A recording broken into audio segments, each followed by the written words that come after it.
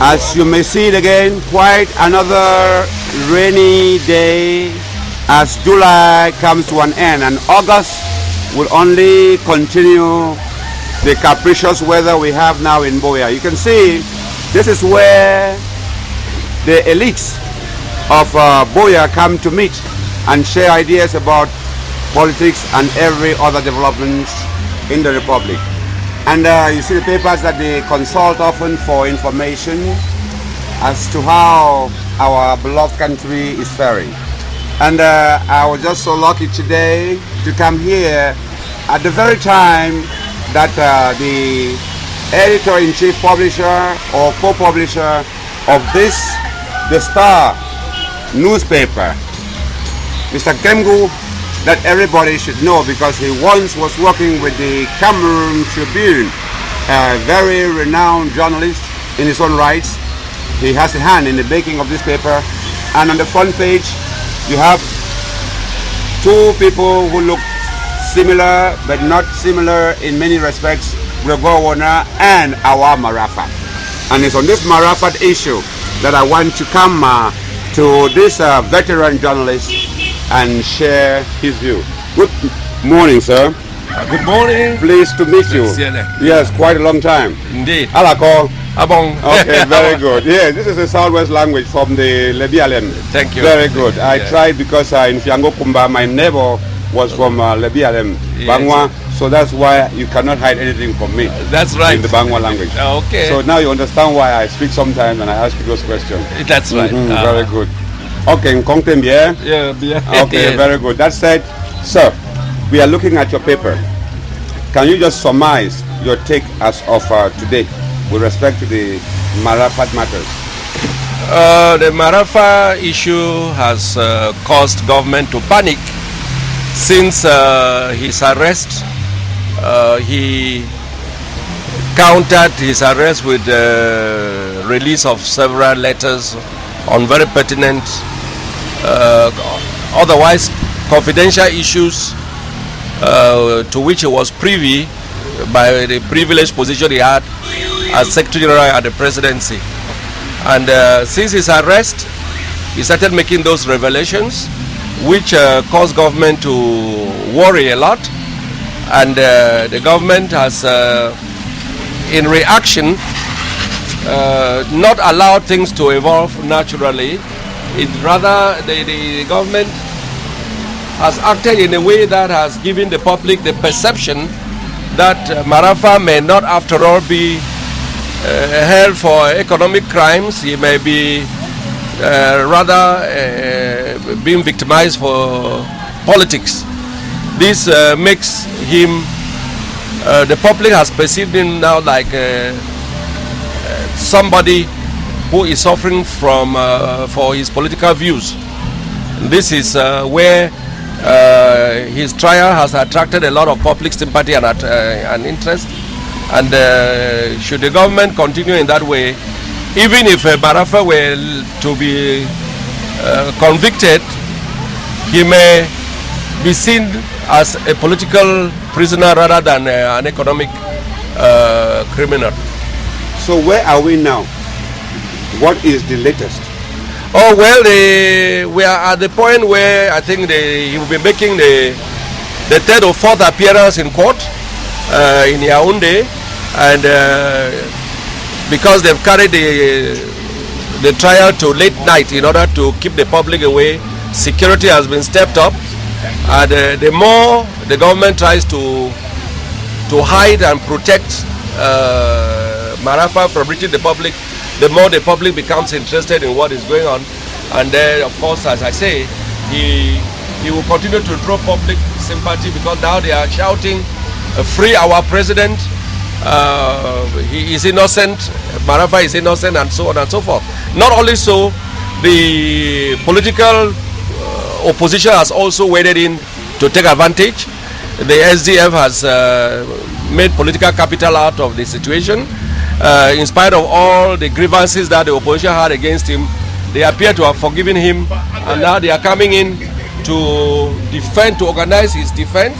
And I can tell you, they have offered him one of the best lawyers that this Cameroon has, in the person of Professor Kofele Kale, and I think the stage is set for some drama, political drama in Cameroon. You spoke about the way the boomerang, the way the government handles this matter, the boomerang that is appearing to come out with the popular support is enjoying after those letters. Is it comparable to same state of affairs, the way the government handled the SDF coming into being in Bamenda with Fundi? Well, there is actually a lot of similarity, because the SDF derive its popularity and support from the public from the moment the government panicked when it tried to stop the launching of the party. And since then, when the people came out to challenge the status quo, and in that process gave the SDF its birth in the way that it has remained the leading opposition party in Cameroon. It is true the 6 Cameroonians lost their lives, and they have become martyrs for liberty in Cameroon, and that has given the SDF an unchallengeable position as the leading opposition party in Cameroon. And the government contributed a lot. Had it not been for the panic that the government got into, I'm not sure the SDF would have gained such popularity at its launching in 1990. So some people, I was just from interviewing Molanjo Litumbe, who said he sees the same cracks that Aijo had in the last days of his living power. And he even went ahead and predicted that he would not be surprised if this had the beginning to an end of the Bia's regime. Would you go that far? I cannot do political prediction forecasts as far as that is concerned, because a regime that has entrenched itself in power for as long as more than 50 years cannot just be said to be thrown aside with a wave of the hand. Even if Mr. Biya were to leave power today, there is no guarantee that the forces of government, of the ruling party, will give up without a strong fight. So yet one cannot deny that in the light of the prevailing wind of change that is blowing through the Middle East, it could be a contagious process and affect attitudes in Cameroon. Again, one cannot be so certain about whatever will happen, but I will tell you that the CPDM regime in power cannot give up without a strong fight. You know that. You just used the word, the Arab Spring. Yeah. Is it possible in Cameroon? The ingredients which cause revolution are all available, and the latest take is the muted increase in fuel prices. Should that happen, unless government handles that with a lot of tact, it could ignite a real problem in Cameroon, because the condition of the people is not the best. They are living in poor situation. They are also in need of holding down inflation. Prices of food commodities in the market are high, and there is unemployment is of the youth is rampant. So many youths are on the streets without jobs, and so all these ingredients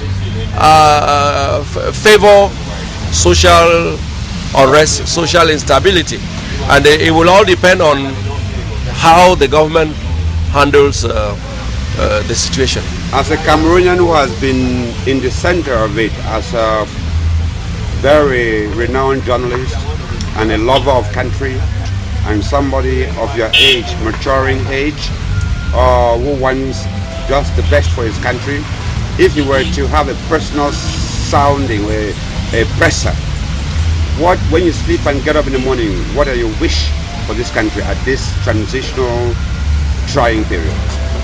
My wish would be that those in power, those managing state affairs, should have a change of heart and put the welfare of the masses, of the Cameroonian suffering masses, before their personal interests.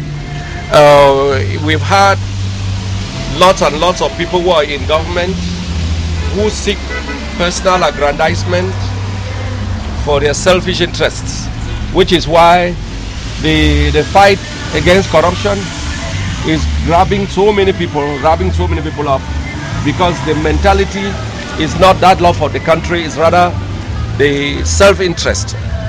We need a brand of Cameroonians who love their country, who are patriotic, who want development to come to Cameroon. Unless we have that, even a change would not be enough. It must be also a change in attitude, in habits, in the perception and in thinking that will bring positive change to Cameroon. That's great work. That's right, sir. To come. Thank you. Thank you very much, sir. Give me a hand, sir. That was a very nice talk. I love to hear that. So, sir, please, can you just hold this camera on me? Yes. For me to conclude, don't just press anything. Just hold it like that. This is a rainy day as I began in Buea, like it has been for the whole week and even almost a month. In Africa, we say, shower of blessings. The blessing in this case, although we have had this rough talk and rough shot on Cameroon, the blessing is sometimes it takes difficulties and challenges for the mind to open, and we become critical because survival is at stake. For Cameroon at this juncture, it is clear to even those who are blind that with just a big little error or big one, we may be finding ourselves even where Liberia went. Yes, there's danger at the end of the way if we don't manage this affair, like the Marafa, like the economic crisis, like the unemployment, like the fuel problem. If we don't manage them well, as I hear from Big Brother Martin Nkemngu saying, we may be in for a very, very, very rough ride. So, on the foot of Mount Cameroon, a symbol of our nation, the clarion call is those managing state affairs should be more careful and very considerate of a nation, of a people that can go places and do better. So he called for mind shift, for paradigm shift, for a bigger world view, a self better than the personal self. That is the message I got from that very insightful interview. This is Patrick Siane talking from the foot of Mount Fako, Mount Cameroon. Peace, work, fatherland. Donc pour me résumer en français, c'est ce que mon grand frère, qui était journaliste bien avant moi, il a travaillé avec Cameroon Tribune, vient de dire aujourd'hui ici à Buea. Celui qui est parmi ceux qui publient un journal qui s'appelle Le Star, qui vraiment est en train de monter parmi les lecteurs anglophones du Cameroun. C'est basé même à Limbe. Donc il dit que ceux qui ont le destin du Cameroun en main actuellement, c'est vraiment plus que nécessaire qu'on dépasse le soi pour chercher l'intérêt du Cameroun d'abord.